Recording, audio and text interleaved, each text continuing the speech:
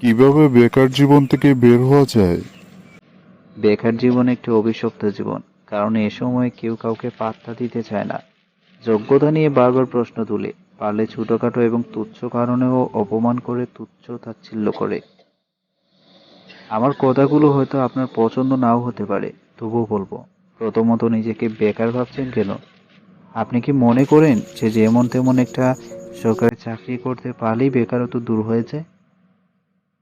কারণ সাধারণত বেশিরভাগ মানুষ মনে করেন সরকারি চাকরি না করতে পারলে বেকার নাম থেকেই যায়। নিজেকে বেকার না ভেবে করে প্রত্যেকের সঙ্গে আলোচনা করুন কি করা যায়। সবার মতামতগুলো মন দিয়ে শুনুন। তারপর ঠান্ডা মাথায় নিজে অনুধাবন করুন কার যুক্তি সব থেকে ভালো লেগেছে আপনার। সেই পথে ধীরে ধীরে পা বাড়ান। চাকরি সবাই পাবে বা সবাই করবে, যদি এমন হতো তাহলে দেশে তো বেকার কেন?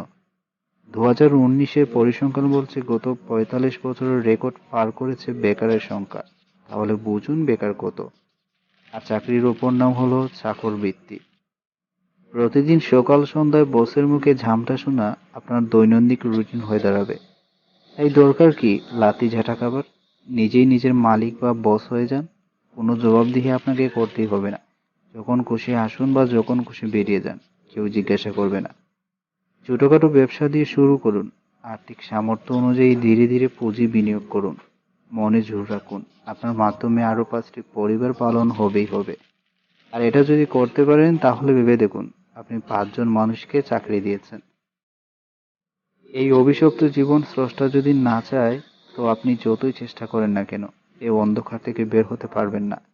তবে এই কঠিন সময় নিজেকে ধৈর্যশীল আর শান্ত রাখার কিছু উপায় অবশ্যই আছে।